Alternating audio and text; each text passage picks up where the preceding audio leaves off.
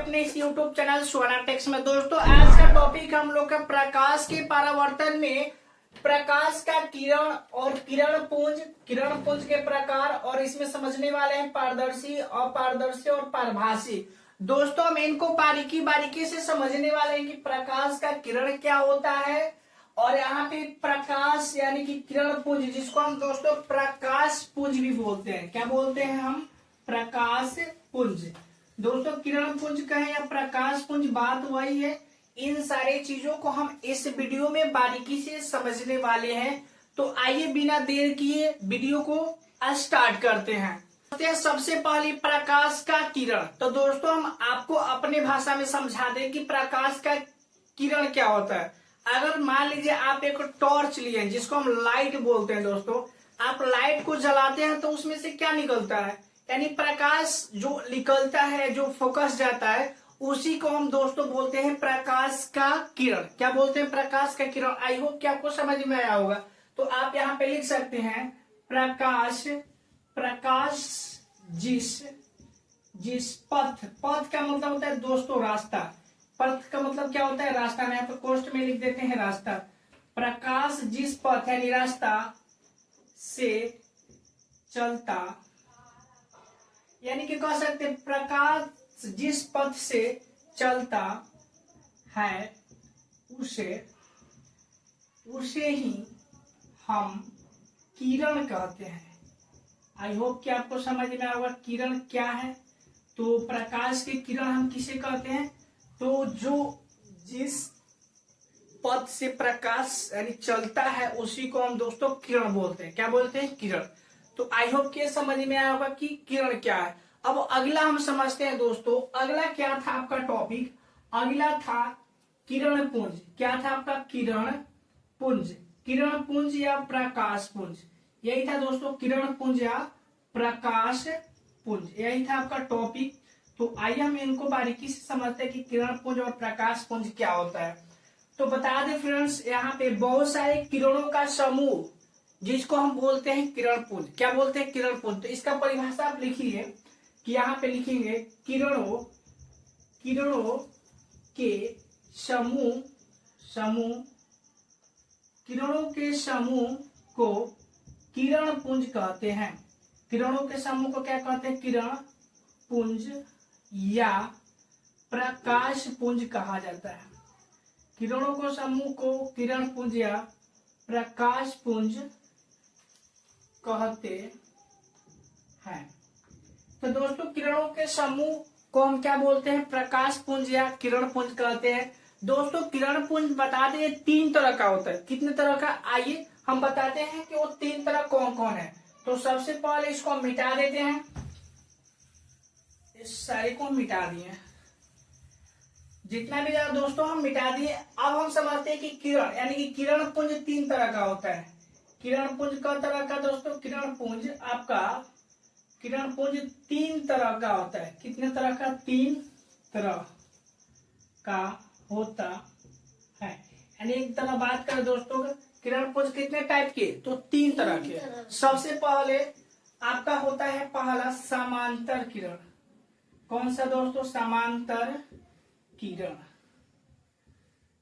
अगला है आपका अपसारी किरण। कौन सा दोस्तों? अपसारी किरण। इसी तरह आगे है तीसरा नंबर अभिसारी किरण। अभिसारी किरण। तो आइए हम तीनों के बारे में पहले बारीकी से समझते हैं। दोस्तों समांतर किरण, आपको पता होगा कि समांतर का मतलब क्या होता है? ऐसा किरण जो आपस में समान दूरी पे हो, उसी को हम बोलते हैं समांतर किरण। जैसे दोस्तों अगर यहाँ पे देखेंगे, यहां से भी एक किरण निकला। हम आपको समझा रहे समांतर किरण के बारे में। यहां से किरण निकला और ये सीधे जा रहा है।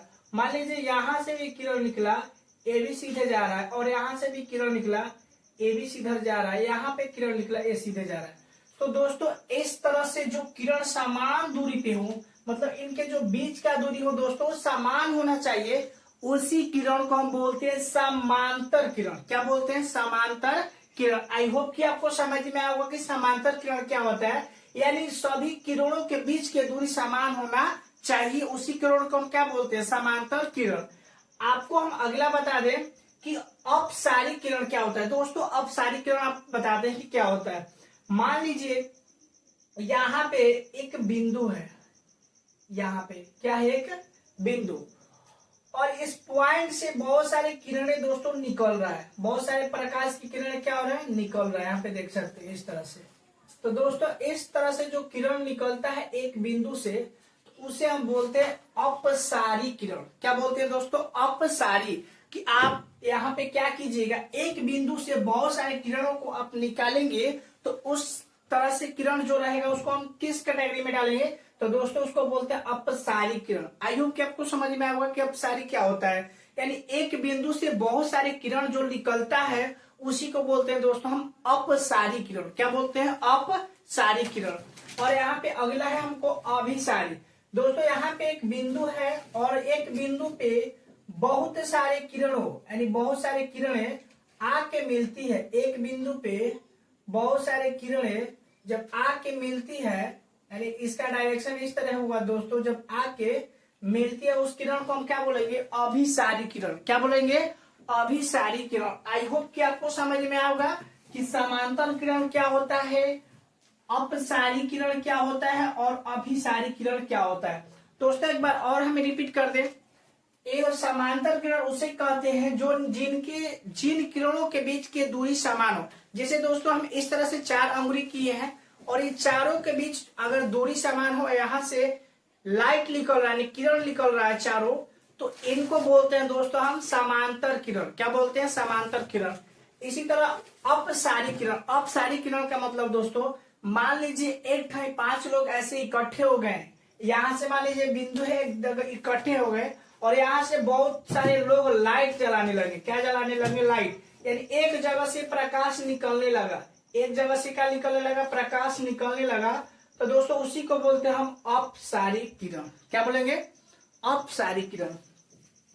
अगला आप लोग का अभिसारी किरण। दोस्तों अभिसारी किरण के बारे में बताते हैं। जैसे मान लीजिए एक बिंदु पे बहुत सारे किरणों को फोकस दिया जाए, यानी ये जो है एक बिंदु है और इस पे बहुत सारे किरण आ रहा है, इसी को बोलते हैं हम अभिसारी किरण।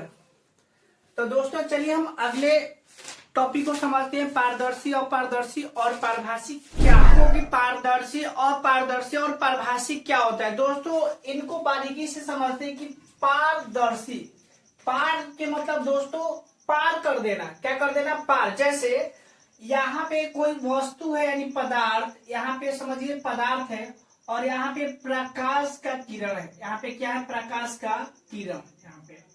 यहाँ से दोस्तों किरण निकला और निकलने के बाद यहाँ पे पूरा इसको पार कर दिया। यानी जिसको प्रकाश की किरण पार कर दे उसको बोलते हैं दोस्तों हम पारदर्शी। क्या बोलते हैं, पारदर्शी।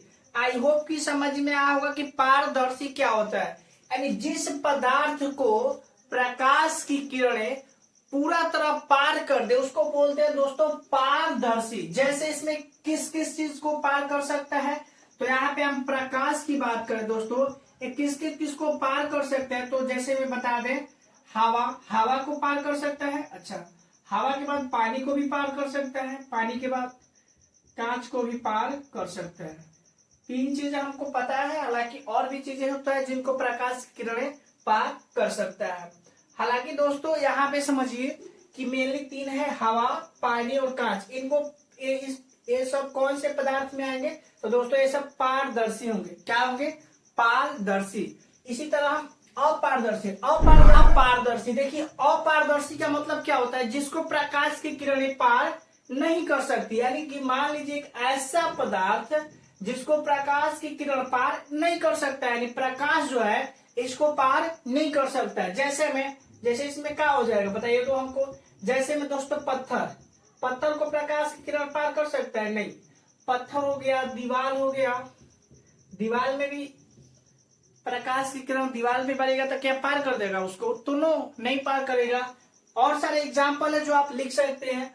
और परभासी का मतलब क्या होगा दोस्तों, पारभासी का मतलब ये होता है कि वैसा पदार्थ जिनको प्रकाश की किरणें थोड़ा थोड़ा पार करे, यानी पूरा नहीं, उसका आंशिक रूप ही पार हो, उसे हम पारदर्शी पदार्थ कहते हैं। जैसे यहाँ पे एग्जाम्पल थ्रू आपको बता रहे हैं, जैसे मान लीजिए कोई पदार्थ है और यहाँ पे कोई पदार्थ है और यहाँ पे प्रकाश का जो किरण आ रहा है, प्रकाश का किरण यहाँ से, इसका थोड़ा थोड़ा भाग ही पार हो रहा है, ज्यादा नहीं, बहुत थोड़ा थोड़ा सा।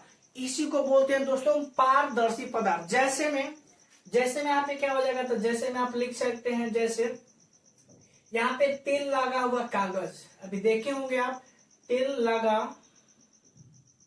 हुआ कागज, तेल लगा हुआ कागज में क्या होगा दोस्तों, प्रकाश की किरण जो है वो पूरा पार नहीं कर पाएगा, थोड़ा थोड़ा सा पार होगा। इसीलिए दोस्तों ये जैसा ऐसा पदार्थ है, ये आपका आएगा पारभासी पदार्थ में। किस में आएगा, पारभासी पदार्थ में।